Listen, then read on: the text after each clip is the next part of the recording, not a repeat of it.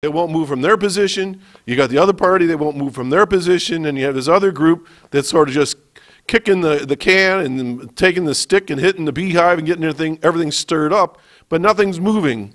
So if there's 560,000 of us that this fellow represents, I think we should get on the phone and tell him to get things moving. He represents us, and as Reed would say every single week, fire the guy if he's not doing his job. That's all I got today, Reed. Back to you. John Hamels. Yeah, we might also mention the fact that seniors have not received a decent COLA. They've got their fake core inflation figures, so we're not getting our inflation protection. It doesn't include such things as the taxes, up to 15% in the county alone, if you count the new building. The state taxes, 25% increase last year. Our insurance has jumped between 20 and 50% for our health insurance. You go shopping, the prices are escalating like there's no tomorrow in the supermarket. And they are not giving the seniors the COLA. They fake it. They have these phony core inflation figures, which are fake. So they say, well, there's no inflation really, so seniors don't need it. And now this year and last year and the year before, they've said, well, let's not give the seniors any COLA. Let's see if we can kill them off, I guess. They cut back $500 billion in the Medicare, our medical program. They're cutting Medicaid like crazy, which half the seniors are half seniors. They're cutting even the local drug program in the state of New York. Epic. Everything. They're cutting our health benefits sharply. Of course, they're going to make sure the taxes are not raised for the rich and powerful. The multimillionaires aren't going to have a tax hike, according to Republicans, or they'll shut down the country. And the giants, like the oil companies, which have huge supplements from the government, and many of the other giant corporations. And they'll keep the wars going, probably, because that feeds the rich and powerful again with all their smart bombs. I just can't believe this. What's going on in our government? The seniors are the ones who are suffering. They're throwing us under the bus. Seniors, get on it. Throw them out. The entire Congress are all rich and powerful people who are representing the rich and powerful people. They're not representing us, especially the seniors. Enough said. Just seniors should be up in arms on the streets, like in the other countries, in the Arab countries. Enough said. We've got a crazy government here in Chautauqua County, not to mention on the state level and the federal level. It's layer after layer after layer after layer after repetition layer of government, costing us a bundle. We have the highest taxes in the United States here in Chautauqua County. If you don't believe it, read about it in the papers. We have layers of government. We have a guy here who's a real specialist in this area. His name is Duck Hoke, and he's going to tell us a little bit about some of his experiences, and he's going to ask some questions, which we should be asking our government. I want to thank the editor, or the owner, and the publisher of the, I should say the publisher of the Dunkirk Observer. He picked up on this and wrote an editorial. You might read the editorial. It's online, incidentally. Yesterday, and he mentioned John D'Agostino, incidentally, and he mentioned the fact Kevin Guggen, who continues his attempts to lead a citizens movement to reform government in New York State, had a big piece in the Buffalo News, and it just carried on about how we will never compete up here with the Carolinas, Georgias, Floridas economically. And the answer is very simple. We have far too many layers of government here. They write memos to each other, they hold meetings with each other, they spend more taxes, and they set up all kinds of crazy regulations so they can say we're doing something. Too many layers of government. And what do 18 school districts in the county deliver that maybe one could not deliver? Many states have one, many counties have one. All over the country. Why do we have all these different districts? Each one with a superintendent, assistant superintendents, staff, offices, secretaries, all over the county. One could do it. Okay, that's a question. They tried a little tiny county in Farnham which is in Erie County, has 300 people. Couldn't even dissolve the town last year of all the stupid things. You know, they just couldn't do it. We have these overlapping layers and layers and layers of government up here. What would the 300 people lose in Farnham if they eliminated the village? Nothing but some extra higher tax bills. And we're trying to do it. Westfield has a township of Westfield with one village, Westfield. Ripley, township of Ripley, one village, one little village, Ripley. But they have two separate governments to run that one village, two whole entities. And all over the county this goes on. We're asking questions about this.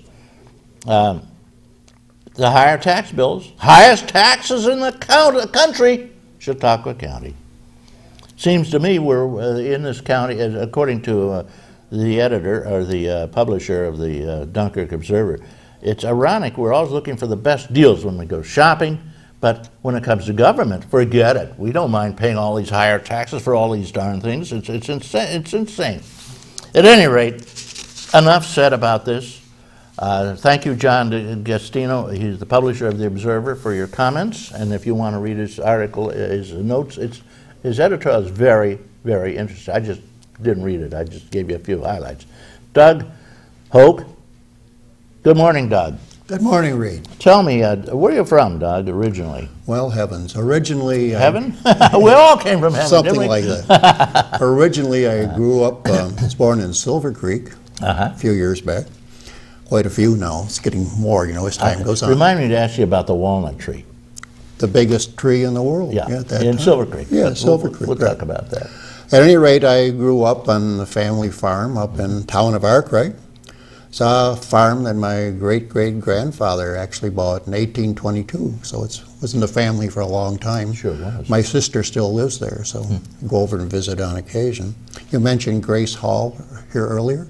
She was a neighbor over there, so I'll be going over there to see Grace this afternoon. Oh, great. I went to, graduated from Forestville High School, went to Fredonia, as many of us did. Yours truly included? Yeah, yours truly included. And then started teaching a number of years ago at the Pine Valley Central School, which is over South Dayton, Cherry Creek. And I went from there to Williamsville, which is outside of Buffalo, became like eventually the assistant principal of the high school. Went on to become supervisor of curriculum in Buffalo. And then from there I went down to Franklinville, New York, and I was the superintendent of schools down there for a few years. From there I went up to Albion, up in Orleans County, larger district, about 3,000 kids at that time, superintendent up there for 10 years. I left New York State at that point, went to the state of Maine, where I worked at the University of Maine at Orono, teaching in the graduate faculty, and also involved with a residential program for a emotionally impaired kids type of thing.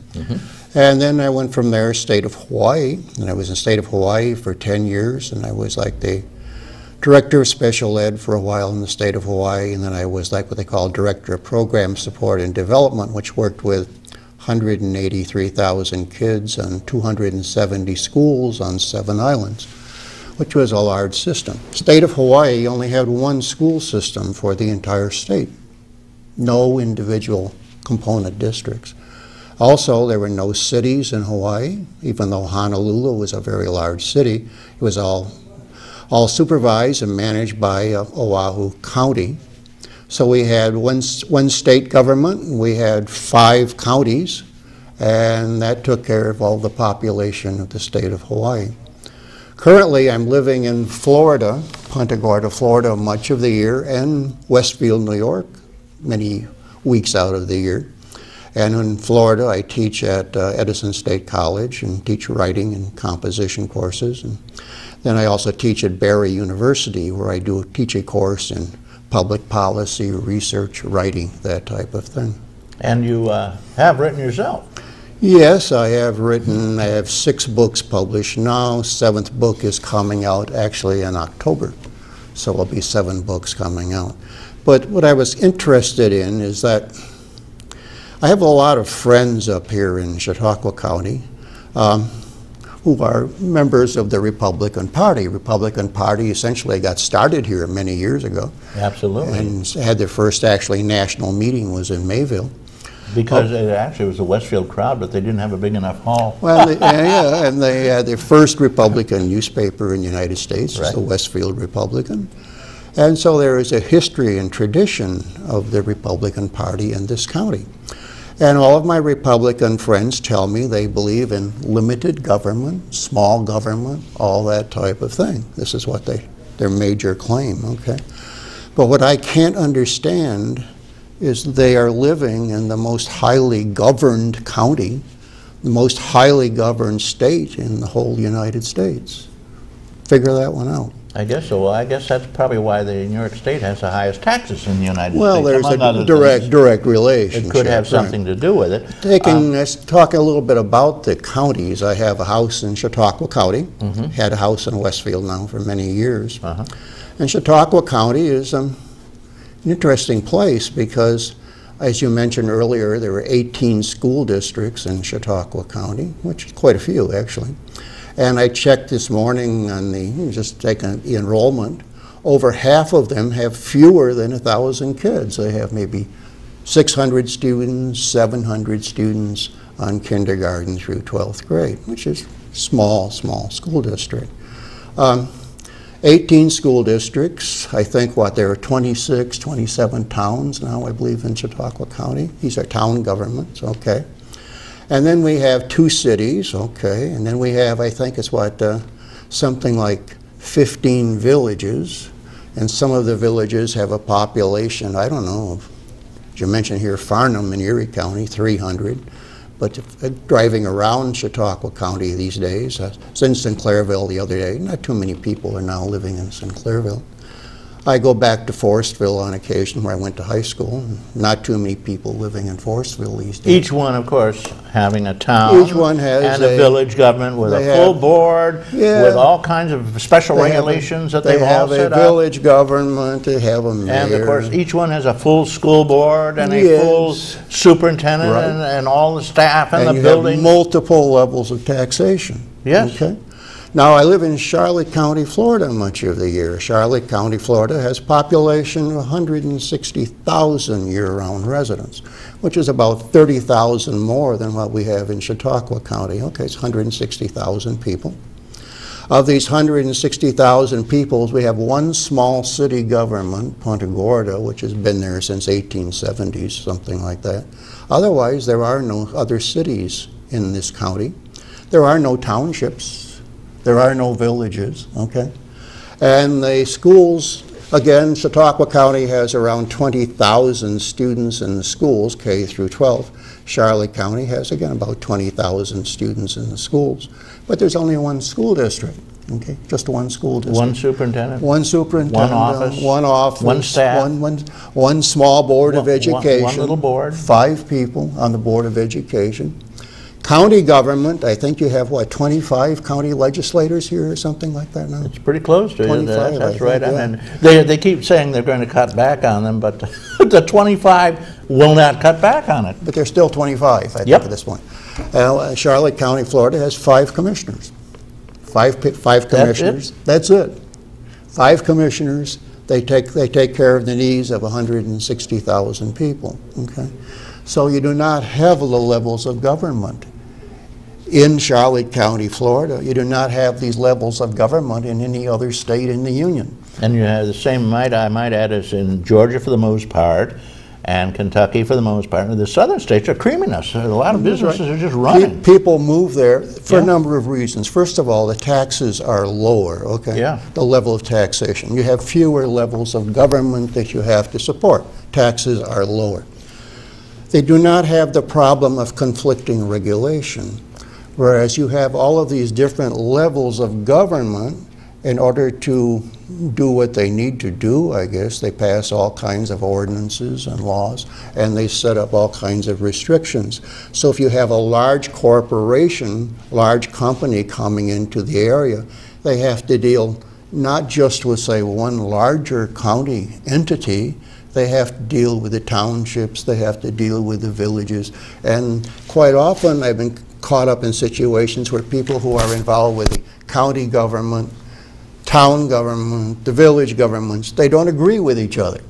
So they have these problems where they have to meet together, try to resolve these problems, try to resolve these issues.